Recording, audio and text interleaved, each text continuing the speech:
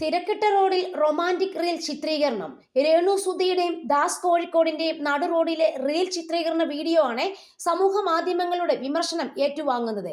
കൊല്ലം സുധിയുടെ ഭാര്യയായ രേണു സുധി സമൂഹ മാധ്യമങ്ങളിലൂടെ ഏറെ സജീവമാണ്. അടുത്തിടെ ഒരു റൊമാൻറ്റിക് റീലിൽ പ്രത്യക്ഷപ്പെട്ടതിനെ തുടർന്ന് സോഷ്യൽ മീഡിയയുടെ കടുത്ത വിമർശനങ്ങൾ രേണു സുധി ഏറ്റുവാങ്ങേണ്ടി വന്നിരുന്നു. ആൽബം ഷൂട്ടുകളും നാടകവും റീൽസും ഒക്കെയായി അഭിനയ രംഗത്ത് സജീവമാണ് രേണു. ഇപ്പോഴിതാ രേണുവിന്റെയും ദാസ് കോഴിക്കോടിന്റെയും ഒരു റീൽ ചിത്രീകരണ വീഡിയോ ആണ് സാമൂഹ്യ മാധ്യമങ്ങളിൽ വിമർശനം ഏറ്റുവാങ്ങുന്നത്. നടു റോഡിലാണ് ഇരുവരുടെയും റീൽ ചിത്രീകരണം. ഒരു ഭാഗത്തുകൂടെ നിരനിരയായി വണ്ടികൾ പോകുന്നതും കാണാം. വഴിമുടക്കി റീൽസ് ചിത്രീകരിച്ചതിനെ ബൈക്കിൽ പോകുന്ന രണ്ടുപേർ ഇരുവരെയും ശകാരിക്കുന്നതും വീഡിയോയിൽ കാണാം.